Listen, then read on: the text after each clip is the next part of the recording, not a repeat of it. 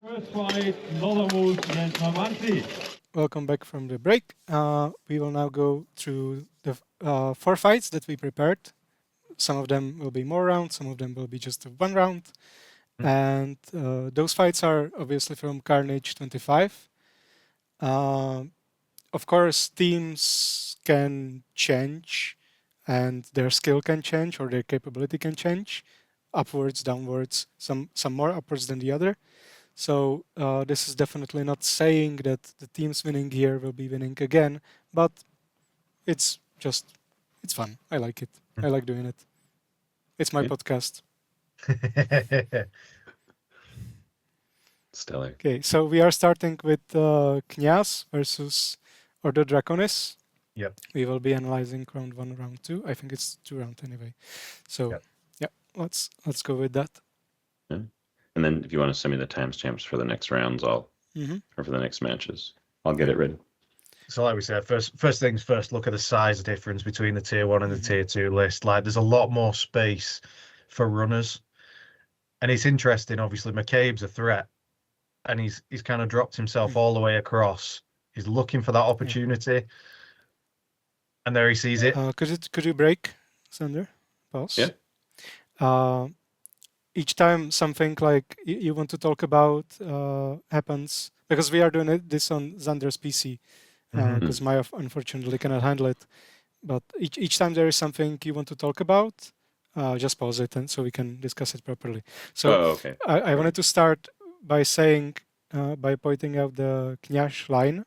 They are doing a little bit different start than the Ordo Draconis does, that they stake their 3 fighters, including the center, on one side, so he has opportunity to cross and charge to the other side whenever someone exposes their back. Right. Yeah. Yeah, and just say play, and I'll keep going. Play. But I don't know exactly why they do this. I don't generally see them make this play, but it's cool to see. So I went back a little bit.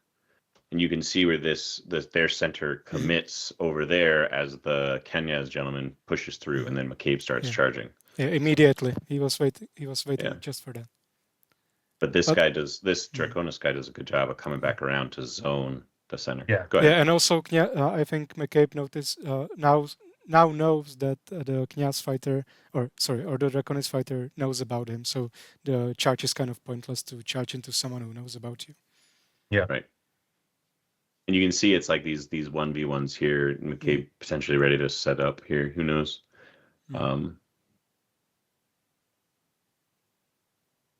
was surprised actually. So McCabe put his back to this guy, and he almost got him here, but he checked fast enough. Yeah, that guy did a good job of kind of keeping himself free enough from his engagement to be able to just break away and try and track McCabe down without obviously. But it's crazy how much awareness McCabe has. Oh yeah, I think one of the good things to point out is the guy that was in the center that came across to throw some axe shots a minute ago. He's thrown a couple and he's immediately turned to watch the field as well.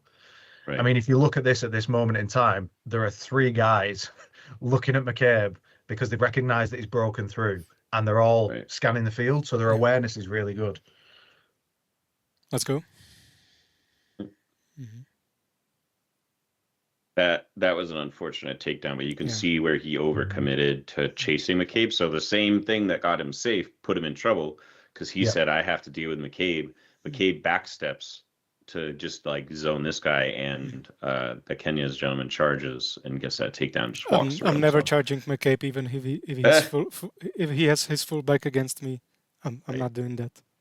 And now we start to see a significantly different fight to the first 10, 15 seconds where, we have this down gentleman, we have a couple guys zoning, and McCabe is free to do whatever he wants, going in for the chop here, and then this guy getting a little overwhelmed. This was actually there 2 over here before. Yeah. So, but he gets safe. They get that takedown. Yeah. Now it's 3v1 here, which sucks, and then those guys don't even really have to do anything. Yeah, a little bit of overcommit on the charge, but it doesn't really matter now. Yeah, but I think that's what we see a lot with Knyaz, Dominus, like Dragoons, a lot of the top tier teams where they get that first takedown, and now they leverage the 5v4 to stress people out and like basically put them in bad situations, like worse and worse and worse situations. And the thing is with McCabe is that he doesn't even take that many people down, but he's such a thing to worry about on the field that he saps the opposing team's attention all the time, and you tend to overlook the other guys, but that's when the actual work happens. Yeah, I think that's it. So many people are worried about not only the running threat, but also the striking threat. I mean, the guy hits hard, and it takes people's attention when he's free off what they might actually be physically engaged with. So interesting now, McCabe. I think McCabe stayed in. I think Mickey's just come in on the right with the two-hander. Yep. Yeah, his second version of himself, which is great because you multiply your forces when you duplicate threats. You know, like it changes how everything goes. So we got more of a standard line now from Knyaz.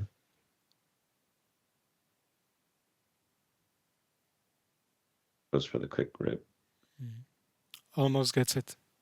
If he had a, I'm not saying he is a bad fighter, but that's probably if he had a slightly different technique on the head rip, I think he could have gotten him down. But that's me talking from my chair and watching tiny people fight. So yeah. He definitely was like going a little hasty just due to the threat level of fighting Knyaz, I would say. You know. So you can see where it just starts to break down. Yeah. So now they've got the numbers. Yeah. This is where Andrew becomes dangerous because he's free to baseball bat people with that.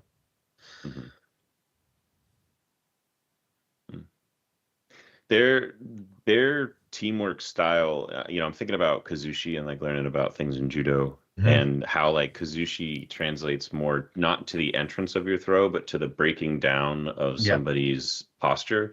And it's like their team is kind of like breaking down the posture of the other team through continuous attempts for a one-person takedown. And then once they get it, now they're going in for either they're resting, waiting for the other guy to come kill them, come be the 2-on-1, or they're forcing bad situations for the other team to have to deal with. And every time that happens, there's a chance for a takedown to occur. So, okay, let's go for 147.28. 147.28. You know, and like one thing that it's our team. One thing that we see, unfortunately, just to talk about Ordo really quick, is like they definitely weren't at the caliber that was needed to take out Knyaz. I don't say it was indicative of their ability to fight other teams, but they definitely are not at the #1 slot right now anymore. So, okay, I can give you the names of our team from back to front. So you have me, Grant Hendrickson, Sam Ride was hanging out with us for this one, Dylan Sweeney, and Blade. I'm on the rail here, which is not my commonplace these days. I'm mostly center now, but we had Sam, so we were like, let's put Sam in the center. If you pause it for a second. Yeah, no problem. That's also another thing you said with Ordo, that they are not on the level that they used to be. It's interesting to me because it's kind of an equivalent of the situation here too, that you have in your mind those legacy teams that used to be the top of the top like 5-6 years ago, and we still on the other continent we remember them as being the top shit, but we didn't go like get our rankings refreshed with that. And it's I noticed the same thing with my team Mamanci and Prague Trolls, that most of the people remember Prague Trolls as being the top 3 teams in the world and being the best Czech team and blah blah blah. But we beat them multiple times now, and we haven't yet established ourselves in the minds of the people as being the second best team. So it's kind of the same situation. Okay, I just wanted to point it out. Oh yeah, Buhurt information moves slow, and even slower when you're going across the oceans. So. Okay, so Sam clearly has no regard for his own safety. He wants people to charge him, so he's way up there. Like he's bait all day. You can see where like even these two gentlemen push behind him, which can be good or bad depending on if you're ready for it. And Blade is immediately engaging. They engage us. So we do sometimes make this this pattern. It's different in these bigger lists and the smaller lists, right? So like with this pattern, you have one side push and one side pull. That's one of the ways that we have historically fought as a team. Because like in the beginning, we didn't really have a lot of time to be like, let's make super in-depth strategies. So we're like one side with meat that just pushes the meat, and one side with brains that like pushes back. And there was no difference between the sides. That was just how do you remember it? So it goes for that throw. Yeah, and I like how he pushed him back, and when the takedown didn't work on Sam, he immediately rotated to someone else. He didn't waste time trying to chase him around. And to prevent him not being charged in the back by Sam as a revenge, his buddy immediately went to block Sam. That's smart fighting. Yeah, trying to isolate. We had a takedown happen over here. One of the Rat Pack guys got that solo on Grant. So it's me here in this 2v1, and then Blade and Sweeney. Sam, let's see what happens. Oh, didn't get it. So Sam goes for the charge. That's where the clothesline happens. Yeah. Yeah, Sam came in. Sam did a good job of obviously getting across to that side of the list. I don't know whether it was luck or awareness or a combination of both, but that was like minuscule timing for Sam just to move forward enough for the guy to miss him, and obviously the guy cleaned himself out. Like Sam pushes into the guy he's grappling with just at the right time for it to miss. Like, look at that. Yeah. So I go down here, and either it's a suicide or a two. He uses the dead body well, but overcommits a little bit. But he still basically took two guys down, so it's worth. Yeah. In Europe, it tends to be underestimated, those two-hander swords. Like, they are not very. That was a beautiful spin. That was good from Dylan there to be fair, the technique on both of them doing that rail roll, like rolling along the list and keeping the feet, was really, really good. But Dylan just managed to get his hand placement good enough to kind of break his posture over on the last return. Obviously gets the throw.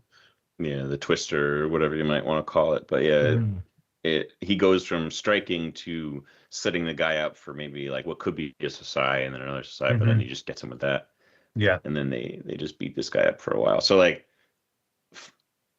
fighting both these guys at the same time, like I'm sure, every team has a couple of guys that are generally big and annoying to fight, but like these guys, you don't want to grapple them and you don't want to get hit by them. So like you're trying to stay alive while a dude's wailing on you with a crowbar.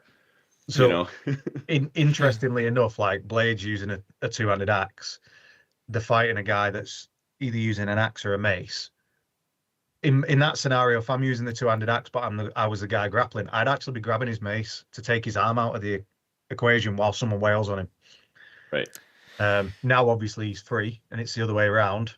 If I were the Red Pack fighter, I wouldn't try to get to the corner. I would try to free space it a little bit.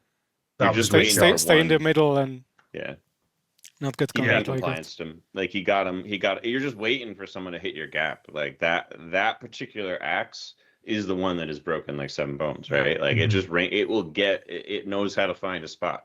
And if you just get hit by it enough, maybe you'll take a bad one. Like what's the point of that risk when instead you can get two guys like behind each other and you're fighting one guy at a time with another guy behind him, and you just try to get your grapple there. Yeah, for sure. So that was a good first round then, really, for Pale Horse. But as we're going to see in a minute, the Rat Pack managed to turn a few things around. And if you are in that corner, you have to use it to try to get a takedown over the list if that's what you are proficient in. But you cannot just stand there. You have to, push the tempo.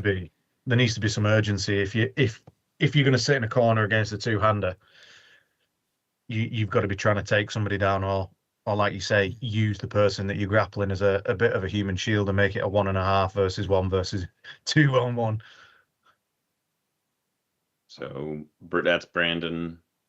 He's currently our team manager. In this particular instance, we don't actually have like an official captain, but like I'm line captaining this tournament, so I'm the one running this tournament.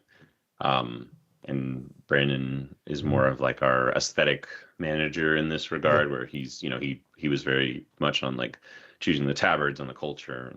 And chooses your tattoos. Was it? Chooses your tattoos. Yes. Yeah. No, definitely. No, he not my tattoos. I got big black work. He's got like well, a lot of you guys do color stuff. We all got lots of tattoos. It's true. Yeah, I gotta finish mine. Too much Buhurt, can't finish my tattoos. I was waiting to fix my sleeve for like 4 years. Oh my god. Okay, round 2 here. Let's see. Not a lot of changes. These guys got a lot of energy. Sorry, pause. What's that Urukai thing that the guy second from the list closer to us is holding? What the hell is that? This? Dylan's, yeah. Yeah, so Dylan Sweeney swapped out to a different two-handed falchion. It's like a DAO, a DAO. Yeah. I don't know if it will count at a certain point. AC might get ahead of it, and it might not count. Yeah, but his, from what I understand, it should be within at least at this point, it should have been in the rules. I hope so, because Danny, you were checking them too, right? Hey, AC stood right there as well, so yeah, it's cool. It's like a type 3, I think. It's a type 3 two-handed falchion, yeah.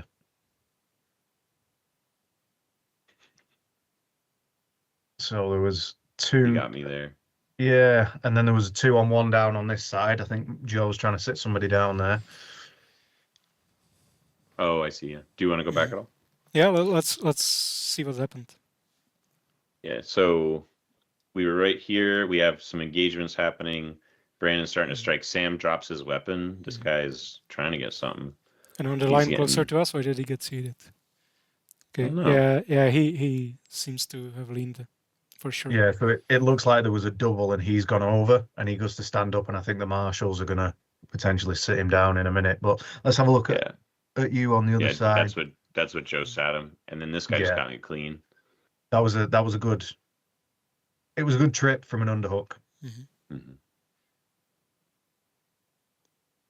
So now we're still Sweeney's open. Bad 3-on-3. Yeah, that's also that charge could have been a takedown. Right. But if you pause, it was that you have to be really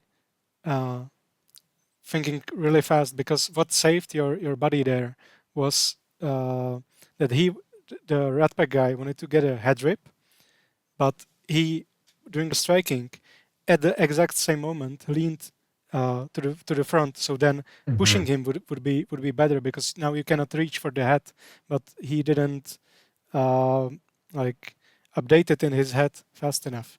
So that was lucky for your team. I like how he crouches. Oh no. So I think Sam managed to get out of this headlock and use the underhook there to get that takedown. Now we've got 3-on-2. Sam's looking for that underhook.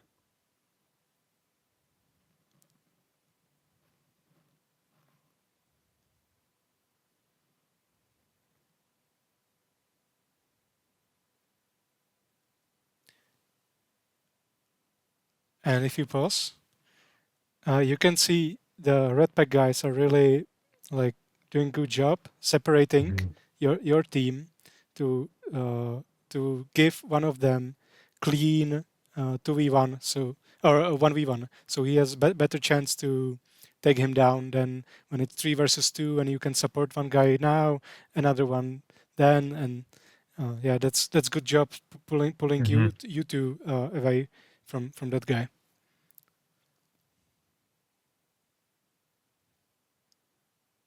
Yeah. So now if the one of those guys from your team wants to go to the other side, he has to cover much larger distance, and they both get more time to equalize the numbers.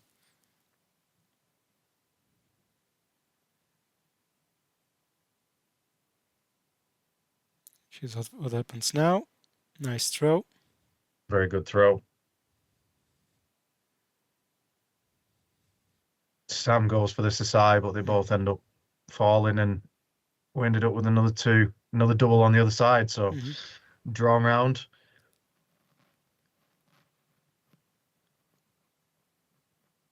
That's smart thinking by Redback here.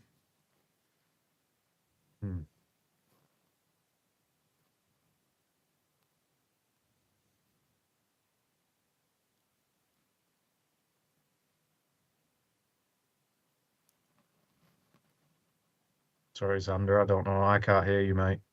Sorry, I clicked my thing. We brought in, it looks like Sloma here. Yep, Sloma, Blade again, Sam, Grant, myself. Yeah, I not doing as good on the rail here as in the past, it seems. But hey, not all your rounds are best. Oh, they're so excited.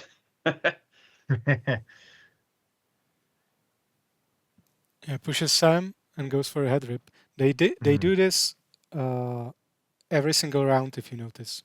He does the same exact thing. Here. Especially it works a lot in like when you don't expect it. Yeah, pushes through, goes for the quick on the 2. Yeah. Oh, yep, drag down. That was unlucky. That was unlucky on your part. And then this big old pile over here, what? That looked like a big push. If you just go back ever so slightly, it just looked like the 2 on the Rat Pack decided that they're going to push and push and push. Yeah. Watch this side, yep. But he goes for the throw here. Yeah. I guess he falls with him. Immediately uses the corpse. Uses the body. So now there's a 3-on-2 overlap. Sam goes for that Sasai again. Both go over. Yeah, that was not treating him well this tournament, the Sasai.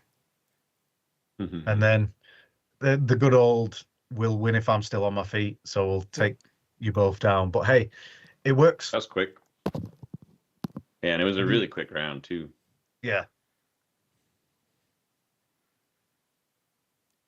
So the decider. Do you have some of your members, like, are they designated 1-round fighters or 2nd-round fighters, or they do all the rounds because their cardio is stupid good, or do you think about that at all? I think about it a lot. When we go into a tournament, I will say that we plan out our initial line after some iterations of how we've planned this out and thought it out and talked it out. So we plan out our initial lines, and then I usually plan that with like who's going to definitely swap in, and then who's going to swap in based on who needs to swap out. For a while, just all the little individual nuances between the teammates. Like I had Blade and Brandon who frequently would fight together, but then both of them would go out because when they were first starting, like they could fight 3 rounds, but they like doing them back to back to back. They don't have that kind of experience. So I would swap them out where one would have to stay in and the other would have to go out for 3, for the 3rd round if we had one. That was like a big thing. And then Sloma frequently just has like the cardio. I've frequently been training the cardio. So when but I am definitely making those choices, but it is hard. It's really hard to make the right choices because you're like, I want this 5, or I want all these guys in, but I can't have everybody in. I know I want these guys to work together, but these guys can't work together for 3 rounds because somebody's got to take a break. You know what I mean? So it's like, some guys have like their position that they stay in most of the day, and then other times like I'll have a guy who's like rail on the right become number 2 or wing on the left, you know, and you're like round and around, and that can get really confusing. So it's hard to follow. Sure. But I asked them, I'm like, where are you guys at right now? Like what I try to make calls on the fly like as best I can. So but yeah, like I'm mostly rail here because we had Sam today, because now for the entire year I've been our center. Yeah. So you'll also likely see like a different team at Carnage this year. So it's all on this round. 1 round each, 1 round drawn.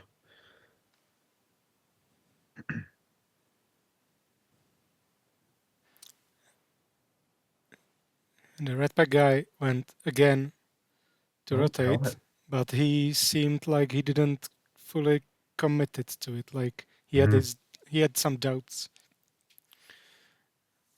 Yeah, that's unusual as well. Yeah, it's unusual seeing a helmet loss.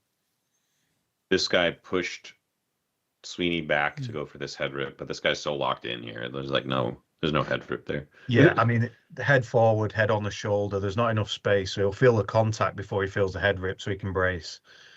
Yeah, but you can see this guy breaks off immediately now that the head rip is established to go likely block this striker. But I wonder if that was purposeful. And then this snap down is what looks like the helmet popped off from. Yeah.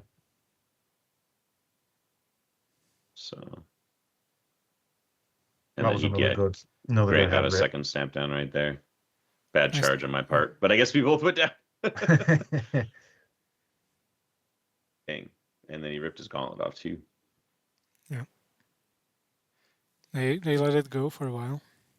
Oh, his own gauntlet. That's why. Yeah. Gotcha. Yeah, so it's a 2-on-1 now. So it would have been 3-on-1. That would have been the end of the fight, but his own gauntlet came off. So now it's just, is it Sam and Dylan? Yep. Yeah, it happened to me like 5 times last season. It was so frustrating.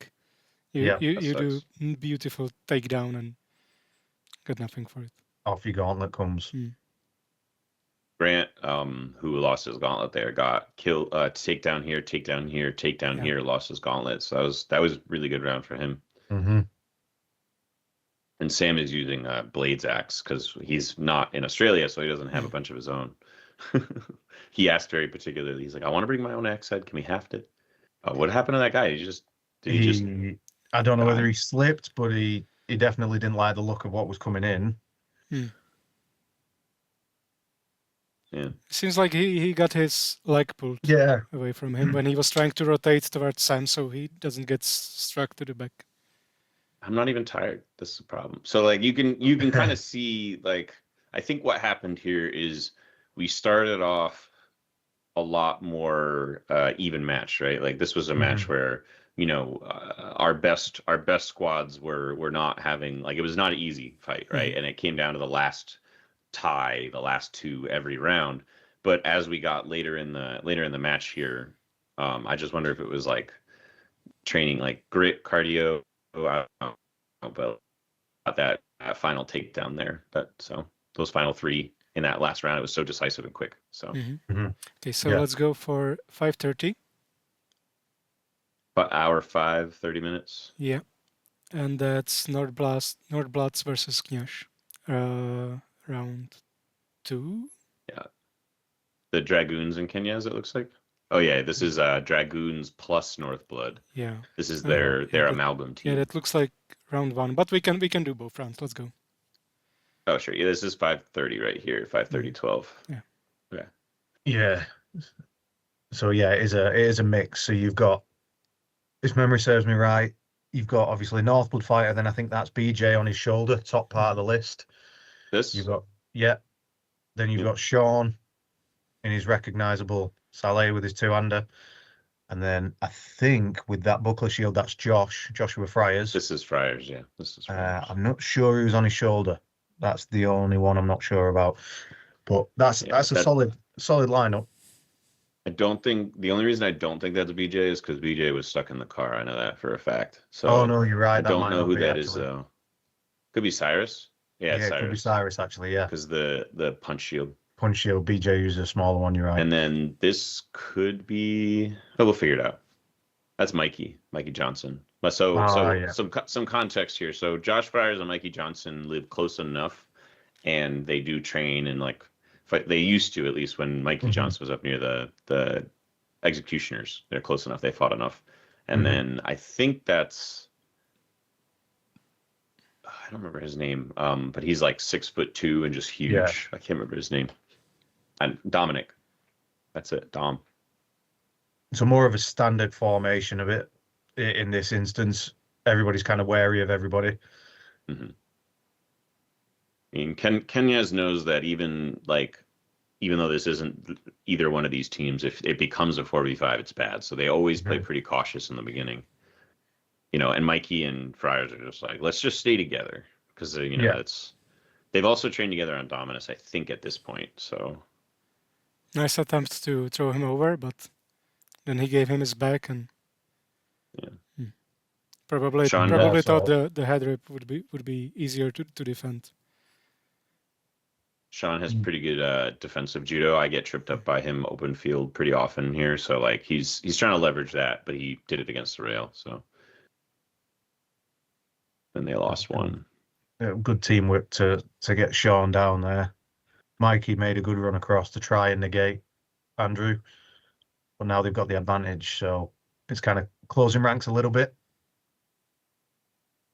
Yeah.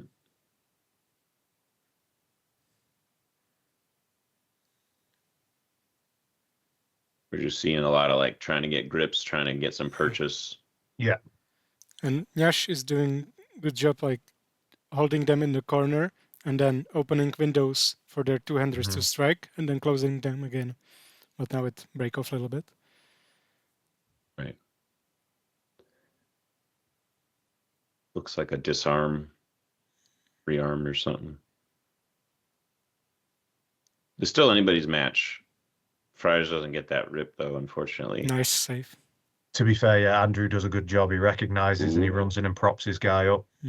Yeah, and Mikey almost got that guillotine there. You saw. Watch, so he's looking away. Pop the guillotine. He does pull it down, but I don't know if he gets to hold on to it because of this. And then they pass what they call that the Texan, I believe, or no, the Indiana Jones, where they pass the head control. So that you'll see Knyaz does that right here because he pulls them off. Although it's more like a head rip version. So, and then Josh tries to get free.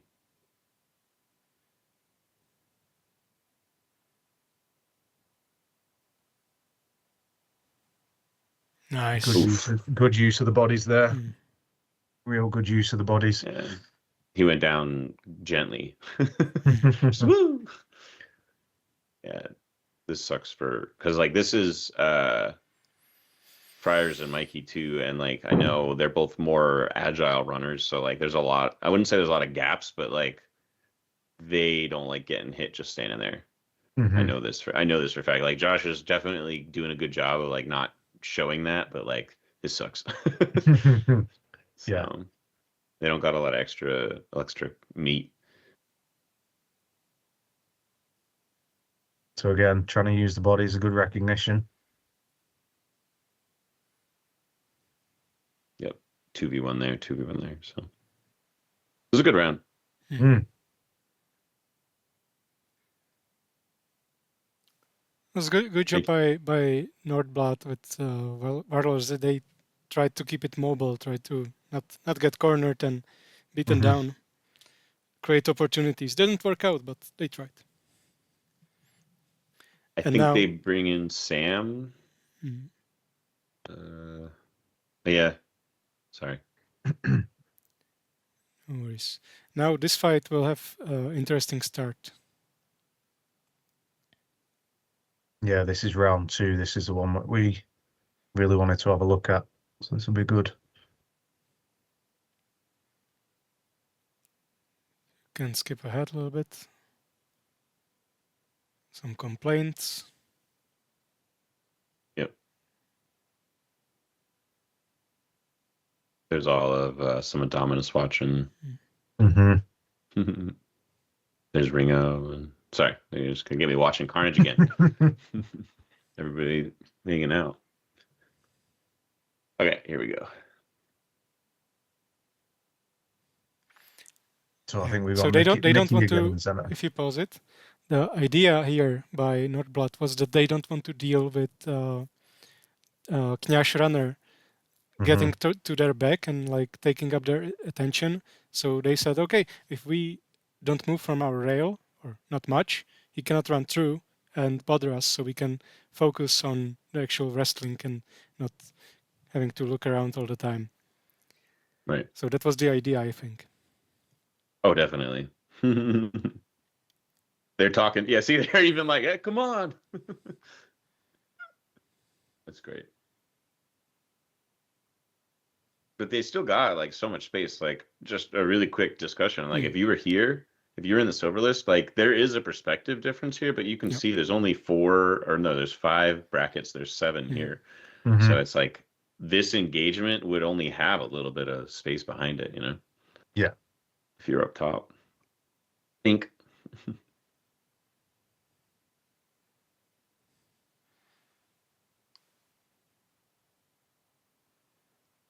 Also, I think that's Mikey, or not Mickey. Sorry, Mickey. Yeah, Mickey. And there's Andrew. And you can see the 2s on the rail closer to us. They are not tied down, so they can charge the other side at any point. Yeah. Right.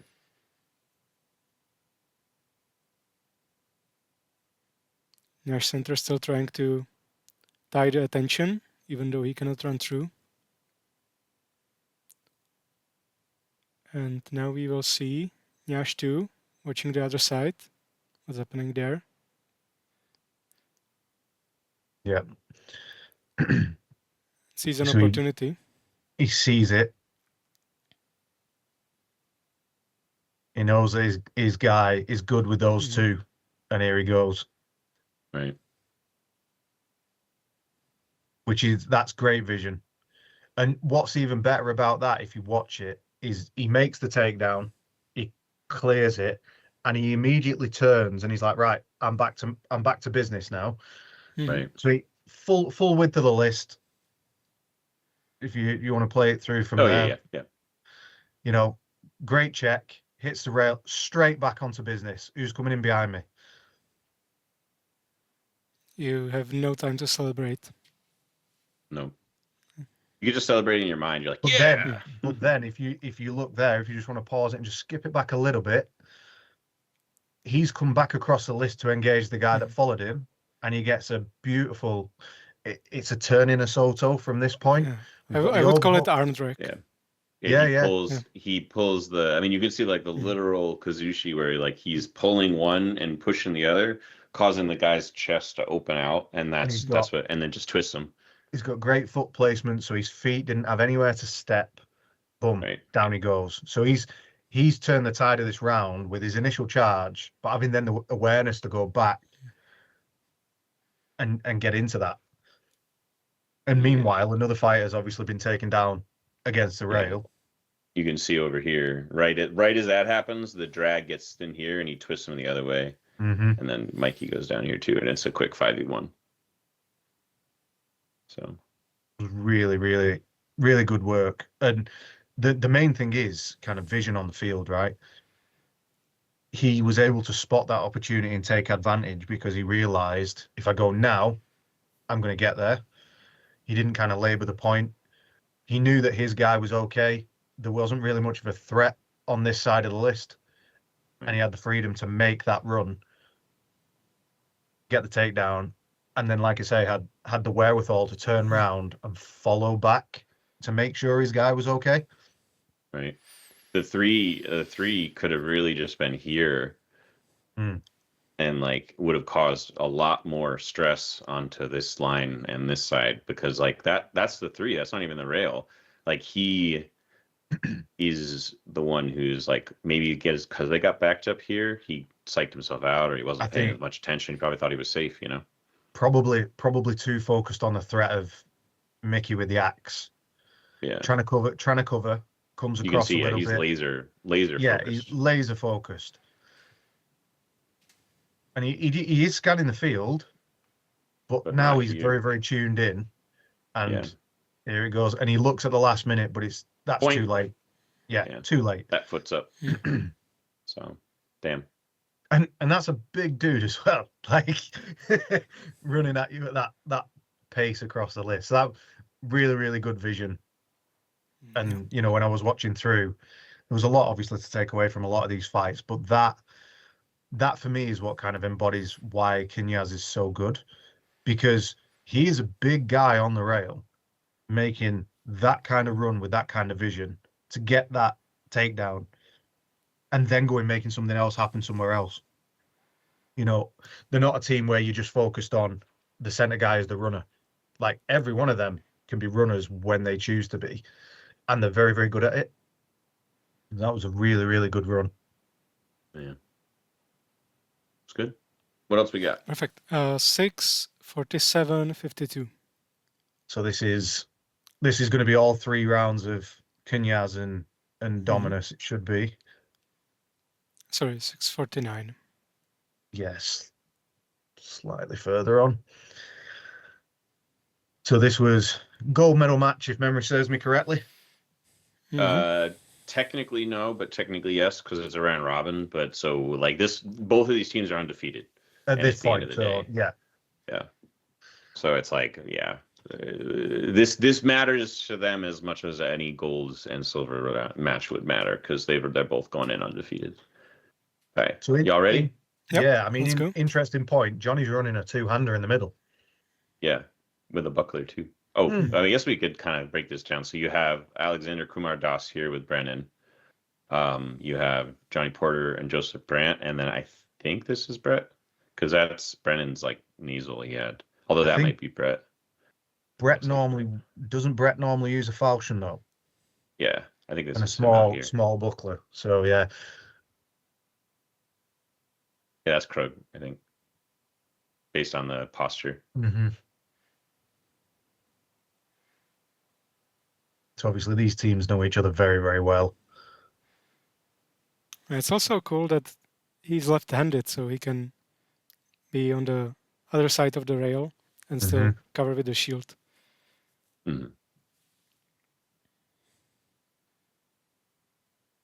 So I actually like what the Knyaz fighter did there. If you just skip back on that top far rail. Yeah, he pulls them. Yeah, if you just go back a little bit. Yeah, so from here.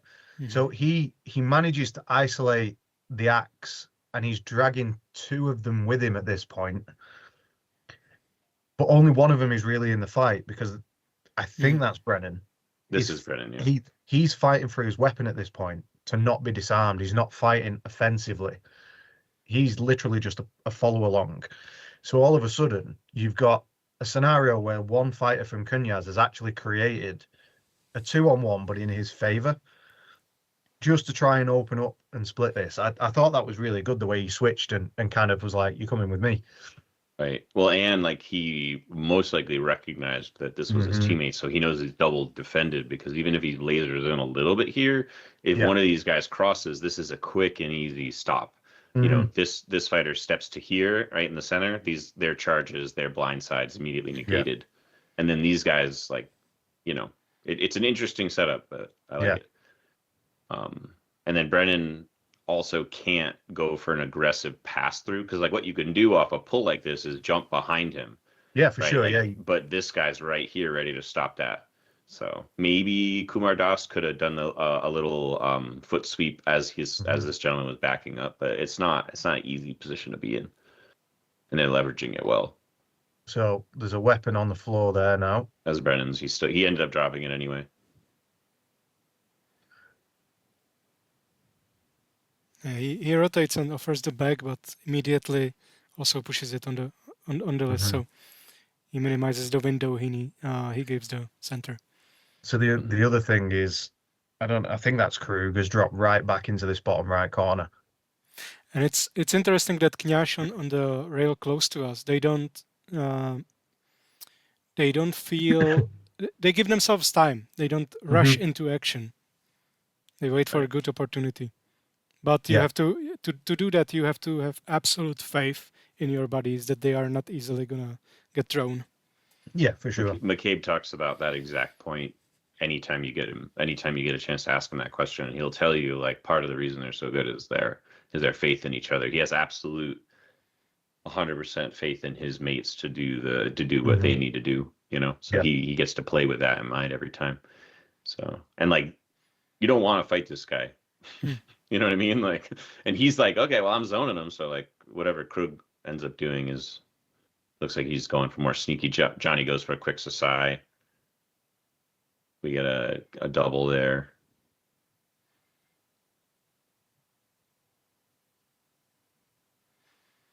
Seems like, I mean, there's a lot of space games going on here, right? Like where like if this guy, he's kind of letting him pass through. You can see that when the teams are on that absolute top level, both will have absolutely peak wrestling.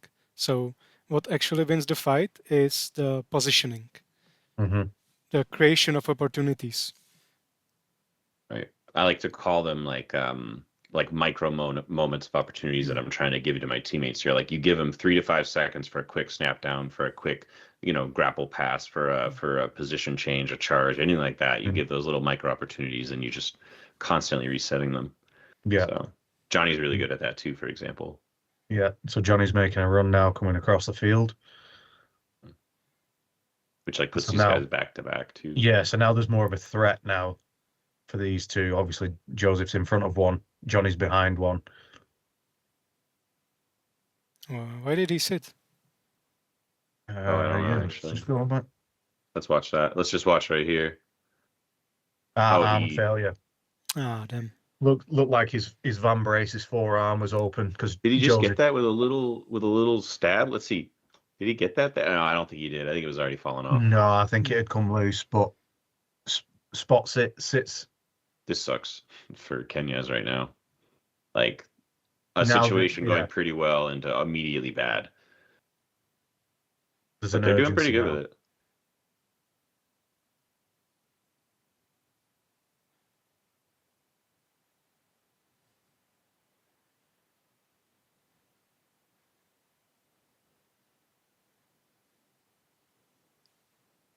It's a good opportunity for a head rip, but he turns into it pretty well there. Yep. Oh, that was good.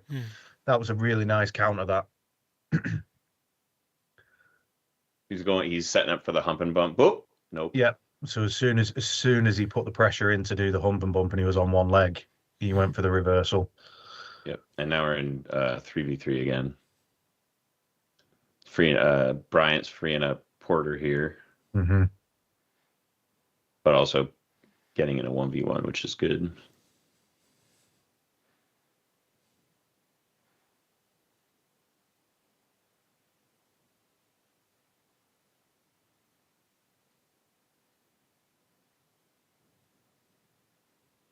Good work to free his teammate.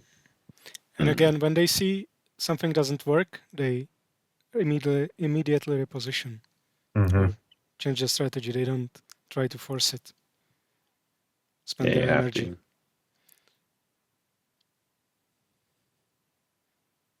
There it is. The stuff he gets them stuffed under the list. There's no center bar here either, so yeah.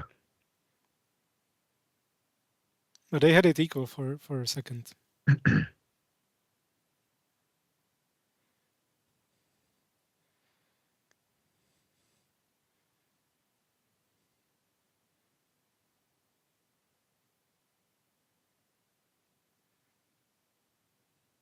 It's a good attempt there from the Knyaz fighter, though. Nice. That's a pity. That was unlucky, though. Yeah. Yeah. Looks like Brennan and Johnny here versus I think that's McCabe. I think it is McCabe. Based on the chin up is usually how I can tell. And then they both double. Yeah. It was a good attempt. I mean, like that could have been a quick turn throw there, and then it's a one-on-one. So. It was super close from start to finish. And you can see, like, we talk about this a lot when we get past that initial part of any round, where, like, at that point, the match is such a constant flow between positioning and, like, what's going on. Like, is it you know, a series of 2v1s, 1v1s? Like, are there people flowing from engagement to engagement? So really at that point, like, it just becomes like, I like to tell people, just do good Buhurt. Like at that point, that's all you really got. You know, you have to find the ways where can I support my teammate? Can I reposition?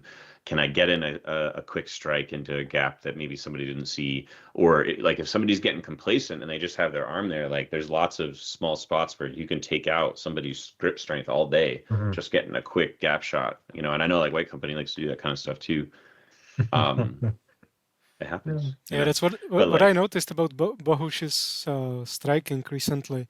He doesn't try to bludgeon people to death anymore. He just goes. He has that like needle-like pole arm, and he goes for slight, not full power taps on gauntlets, on gaps, on limbs. It's really cerebral striking from him. I always like to say, if you strike at 50% capacity, but like 100% precision, you can force multiply. You got to refine the equation for which type of attack you want to be doing. If you just want to go full power, I mean, sure, you're going to miss where you might want to hit, but if you go a little weaker, but you go more dexterous, more specific, more precise, you can get some pretty nasty strikes in. Like the curvature of people's back is like one of the best places to hit when they're to their side. You like open them up right in here, like. You take an extra moment, you go for a good strike right where the armor is folded on their body or flattened on their body. Boom. So,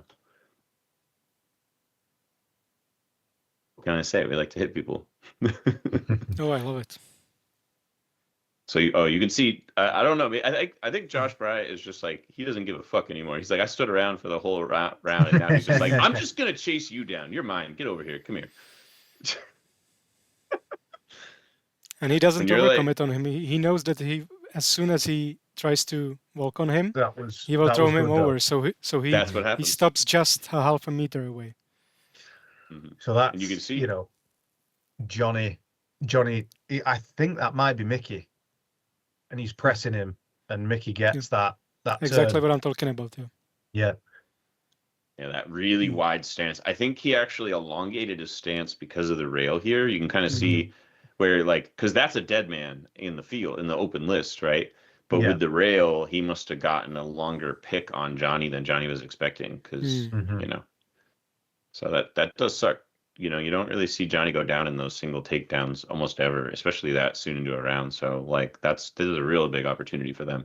And then the other thing you see here is immediately, right, a lot of backs, because Dominus is not anticipating a situation where they're down a guy so quickly. So you can see Bill Woodbury here is like just in the zone, because he's like he trusts his guys opening right in the back. You can see immediately response to that. So, and now he's in defensive mode rather than getting to actually play their game. And everybody's getting pulled away. Like you can see he's dragging him away. Boom, easy takedown. Another clean one, and he did it himself. Yeah, so like that's good. There was kind of like that half a second of distraction where Das was looking at what was happening to Bill. And they took the opportunity, got that clean 1-on-1, and then they've teamed up and they've managed to get the takedown over in that side in an effective 2-on-1. Right. And you can see, like, I think that's what's interesting is even like Dominus had the idea of like, you're playing our game.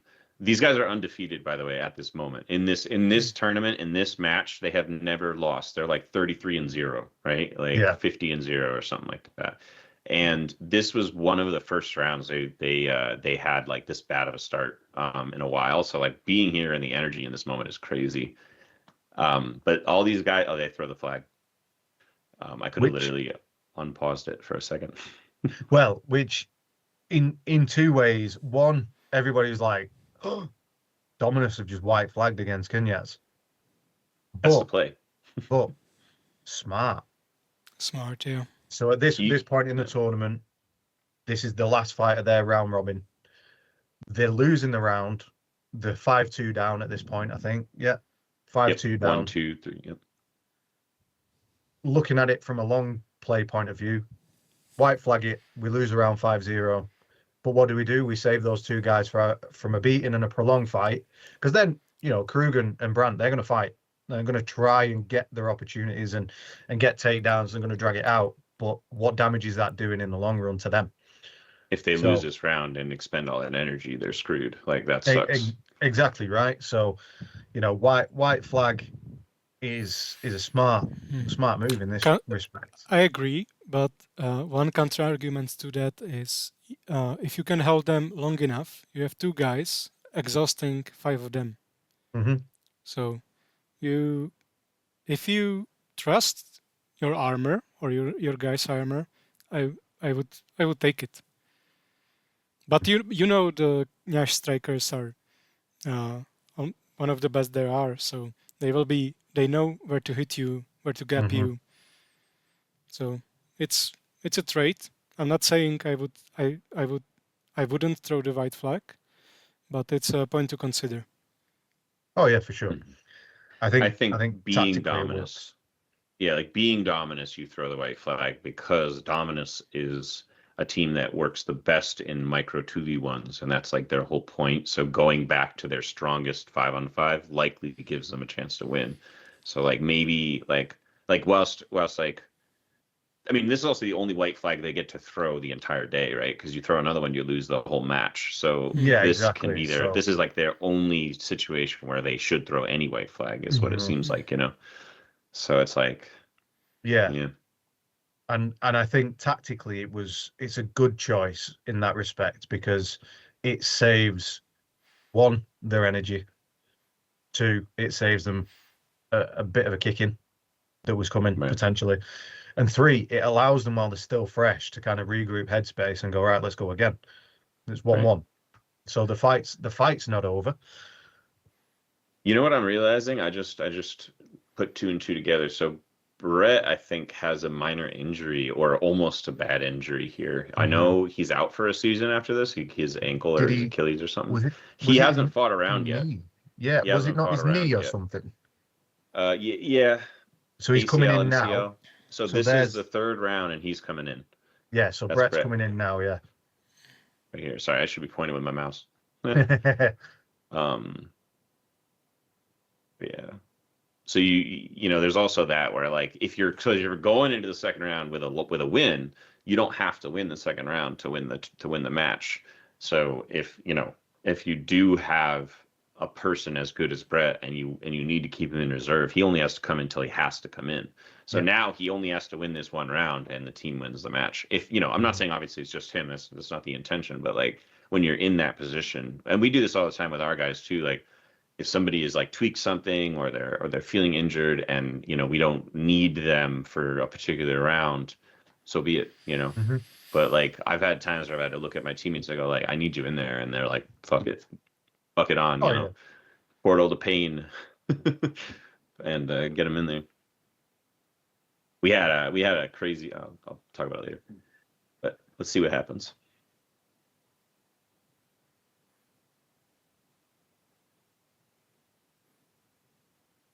Again, Knyaz does the 2-3. Yeah, and Brant is like, I don't care, just goes in. And the 2 from Dominus is super way back. Yeah. That's Krug, I think. He likes to sit way back, I think, because that was the 3rd round he's done this in a row. So interestingly enough, McCabe's only using a single-hander in this one. He's only got a single-handed axe rather than his 2-hander. Yeah.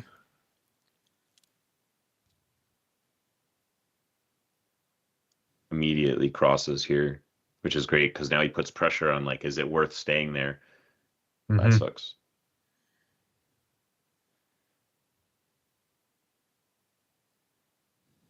Dude, he almost got himself lost that round there. Oh, he scared. He spooked both of them. Just, do you see that? He spooked both of them, just pretending to go. He looked like he wanted to as well, and he kind of checked himself. He's like, no. You can see the quick look from McCabe, because that was McCabe's eyes. Because if McCabe hadn't scanned back, he would have chased him. That was what it was. You'd see it. Oh, that was 3 people around him, and he just finds a way out. That's cool. I think that was Brett's knee. Yeah, I think that's he went for the Osoto. Yep. And I think his knee went. Right there. Boom, boom. But in that actual instance, if you look at Johnny's positioning, so Johnny is right behind at this point, and he capitalizes on that split second. Boom. Breaks clean posture. Head rip. Hips come in really nice.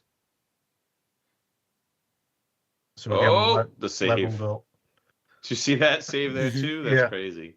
That's what I'm used to. So like I saw Johnny Porter fight like 3 dudes out of White Company out in Way of Honor. Sorry, 5. I'm just exaggerating because it was awesome to watch. But like more guys just kept coming in, and he's just like dodging them and trying not to die. And the man's tiny, but you know he's got good feet, so you can see like didn't even look. He just kept going after that other guy.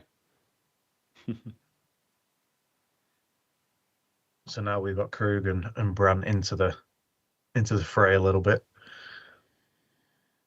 Yep. Made the mistake of trying to run away from. There. That was a bad decision in that moment. I can understand the thinking, but if you still at arms contact breaking away from Joe, like if you look how far he's traveling, you're giving him back from there. Look, yeah, no, I don't think so. Just boom. Yeah. And that guy's got one of the strongest head rips. Like Drago or something from the Trolls, like if that's his name, if I'm saying it correctly, but he's huge and like Drax, yeah. You give him the chance to get that big strength moment, because like that's the thing, like that guy's posture was probably fine, but Joe can make it so your head is now going backwards. Mm-hmm. You know what I mean? Like that's the problem is like his posture was leaned forward, but now he just he sunk his hips in, sunk his knees in, and boom, he's just flipped you over. So. And then there was a double there where Johnny went down. So we're now 3-2 in favor of Dominus. Just do a quick, like protecting him here, really. Mm-hmm. This was I liked actually this round, getting to watch like this part here was pretty cool. Because so Joe is currently zoned, but also protecting his back here. Mm-hmm. And then this is Nikki, I believe. He's massive. And he's zoning what looks like Brennan here. And there's a 1v1 just happening behind the 3 of these guys. Mm-hmm. Goes for something, but can't, like, kind of sticks in, so he can't even get grips. You can see like he's framing out, but they're not doing anything.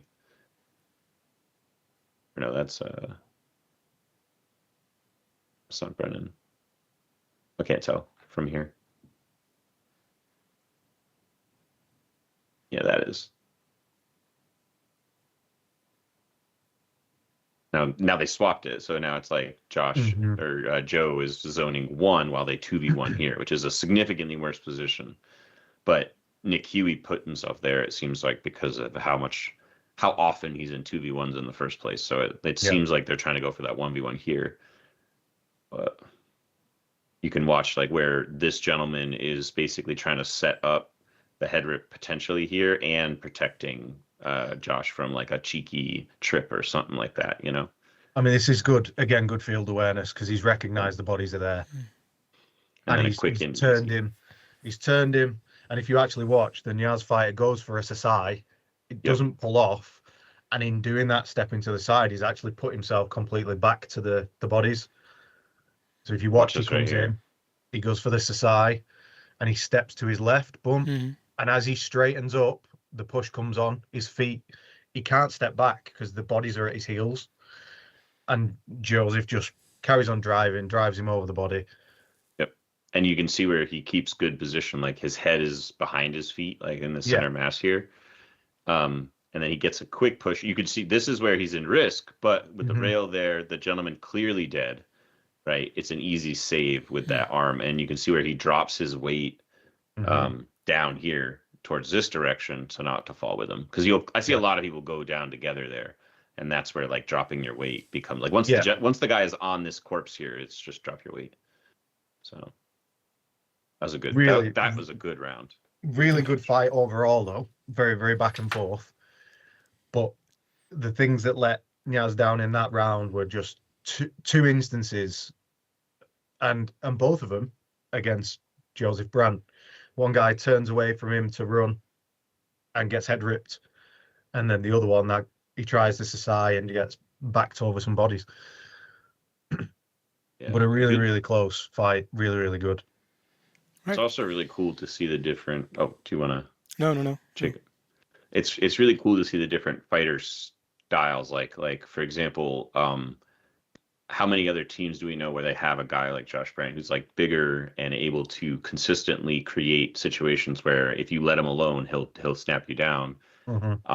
But you can zone him for a while and he might not get anywhere. But if you continuously get to those positions, he's going to start to get you. And then you have runners and guys moving around and striking like, Johnny Porter, McCabe, Mickey, Alexander, Kumar Das, and then you have your judo guys, Brett Brennan. Dang, all the Knyaz guys just like pop out of my head. But like you can kind of like you can create teams that have those different fighter dynamics and see where it has similarities across the world, right? And it's just really cool to watch like how that works and how that plays out in real time. So yeah, it's cool. Sure. I love it. Okay, yeah, thanks for joining us for the analysis. I will make another quick break to change the scene and we will be right back. All right, and we are back, and that was the analysis. And now for a quick fire question. How do you, Xander, how do you view European teams and difference between US and EU in terms of Buhurt? Well, I don't want to talk about like all the depths of where I thought about this. I brought it up a couple of times during the conversation, so I'll do my best to be concise. So I would say that the biggest thing I've started to notice is because I'm so injected into America Buhurt or USA Buhurt, I see a lot of our newer teams starting to take root and a lot of our newer fighters, and I get to watch their journeys, right? And I think that when I watch European fighting, I see a lot less of that because it's just not as accessible to me. I'm not over there as often. I am, loosely discussing various things with teams out there, but like not anything to the in-depth level as I might some of the teams we didn't even talk about today, right? Like the Exiles being like a local team that's building their way up in New Jersey is a team you might not know about, but I get to watch that journey. So for me, I think that I see a lot more amateur style fighting in the States because that's what I get to watch more of it. And then I see a lot more intermediate to excellence style fighting when I'm watching European stuff, just again, due to the nature of the footage I have access to. So I think like what is different, not as much as I'd say. I think like when I got to visit the last couple of times for Way of Honor IMCF, like the mixers were just like wonderful. It was wonderful to see the type of culture that folks had in Buhurt, and just everybody wanted to enjoy Buhurt, fight, train, teach each other stuff, like just put on the armor. Like it's awesome. And like, getting to hear about some of y'all's boogeymen, like some of the teams that are like really effective on the list and you don't want to square up against, is like cool to see some of the footage we've been getting now from like the medieval things I've seen a lot more of recently. And just some of the other names I don't have off the top of my head right now, but yeah, I would say I see really good Buhurt. I see like, what are the style differences? It's kind of hard to pinpoint because at the end of the day, like there is metas that continuously work. And like, I noticed you mentioned, and I would be really curious to hear a little bit about that if you have some time, but you mentioned that like our meta was different than y'all's as far as like Pale Horse and stuff. So that's my synopsis. That's as concise as I can get it. Okay. What are your predictions for Carnage? Predictions? I think that we're going to see... Yeah, we're going to see Knyaz and Dragoons fight for gold and silver, with the Executioners likely being our wild card into silver or either for bronze. I expect that they'll fight for bronze with Northblood or ourselves. That is my guess. If I had to give you a number, I think that Knyaz would be gold, Dragoons would be silver. I'm going to push for bronze because why not have some ego? Push for gold. And then, yeah. Well, I mean, I'm pushing for gold. I don't mean it like that. I'm giving you predictions here. I'm trying to be honest. Sure. I think that I will be fighting, like our team will be fighting for bronze at a certain point in this lineup here. And then I think that it'll be between Northblood Executioners and Pale Horse for that third position. And we might see Berserkers come through. We might see like Pale Tempest come through. I think the problem here is when you look at the podium, there's two teams that have basically never missed a podium, and then there's a bunch of other teams that either podium pretty much every time, or haven't ever fought at a tournament this big before. So it's kind of like hard to get those last couple of spots. So I think we're going to see really good fighting, and each match is going to be worth a review of some kind. But as far as predictions, yeah, that's where I'm at. All right. Well, thanks for the honesty. And while we are at the predictions, who do you see how do you see placements at Invitational? So that one's going to be interesting. It's honestly like a little far out of my radar to get as good of a pulse as I have on Carnage, just because Carnage is like literally 2 weeks from now. So like my focus has been there. I will say that I really cannot wait to watch Knyaz fight in a non-USA style setup where it's like they're not going for a 4-day tournament, but they're just Knyaz going to a tournament in Europe, right? So I think we'll see maybe some more preparation. Maybe, I mean, like, not that they didn't have any, but I'm pontificating here, like, or assuming here that the 4-day tournament in Hungary has its own limitations. So with this one, I think we'll see a more consistent team. Dragoons have already traveled a bunch. They've already done this before many times, so I'm not super worried about them. I don't know how they fare against the top right now, but they're always a contender. And really, like, those are the three teams like on our team as well. I think that us coming in, we are going to surprise some people with our style and just like, who we are and how we fight, because it's something a little more unorthodox. So something a little less expected from the European teams. A lot of the other teams, though, we have footage on, we have history of them fighting each other. So I think that it's really going to be what the last 6 months to a year, so it'll be about a year since Hungary. It'll be like, what does that year of training look like for folks? And like, how much better has Knyaz gotten? How has the Dragoons reset since they ceased to be the warlords? Because we don't know a lot about what's going on in like the UK on the day-to-day, the month-to-month. We see all in Way of Honor. We see all like in some footage that I don't know if it's 2 years old or yesterday. You know what I mean? So it's like, and doing like the in-depth reviews, like it's very fun, but it can take a lot of time. So getting a good full perspective like I might have on my US teams versus a full perspective on those European teams, it is hard to get that studying in. So I'm curious, but that's kind of like, yeah. So it's hard to give you some better predictions from myself. Okay. Call me ignorant, That's I'm fine. not trying to be. No, honesty is good. So yeah, we're nearing the end. Anything else you wanted to talk about? For me? I think we've got to do a shameless plug for Xander's podcast. Of course, obviously. He was kind enough to obviously invite me on a few weeks ago, where I talked everything L-Trans. Obviously the Buhurt podcast, as it would be known in America. Buhurt podcast. So make sure, obviously, if you've listened to us, go and give Xander and Carly a listen over there as well. They've had Colin Campbell on, they've had Alex Das on, they've had myself on, they've had Tanner Cox on, they've had notable names across the world who are specialists in disciplines. So make sure you give them a listen as well, and obviously show the love over there. Thank you. And like our goal, just to talk about it a little bit, our goal is to build the library of Buhurt, a place like where there is accessible information across different platforms for folks to continue to learn and consume Buhurt, so that way we can train each other, teach each other, work together.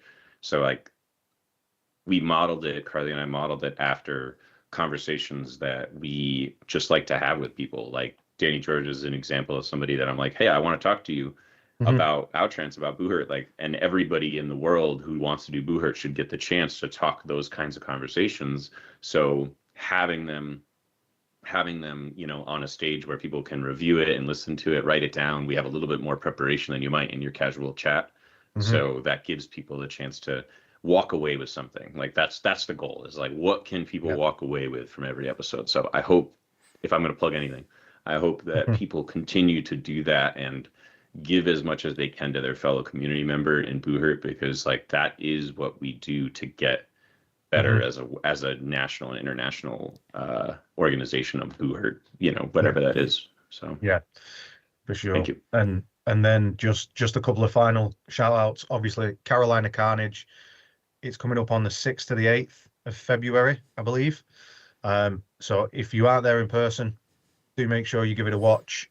There will be YouTube live streams, I believe, on the Palmetto Knights YouTube channel, and probably a restream with Buhurt International of some description. So make sure you follow the Palmetto Knights on Facebook, go to their website, find the links, tune in to obviously watch Xander and the Company of the Pale Horse, and all the other teams there. Scrap it out, enjoy watching it. But yeah, make sure you do tune in, give everybody some support. Yep, and for tournaments I want to let you know about, and so you can register and come fight us, are Svetoringi in Germany, Bratwurst Museum, can't get any more German, and Gabretta, that's for all those saying, hey, Czechs are only coming to our tournaments and not hosting any. Register to Gabretta. And then first tournament ever in Slovakia, Press Buhurt, it's only 3v3, so get on there. And it's good for newbies too, to get your toes in 3v3s. And don't forget to send us your questions and suggestions and feedback and everything. And thank you for listening if you finished it for, well, God knows how long. Okay. 2.5 hours. And a long one, but a good one. Thanks a lot. Thanks a lot, Xander. Thanks, guys. Absolutely. Thanks, Xander. Yeah. It's been an Cheers. absolute pleasure. Okay, bye.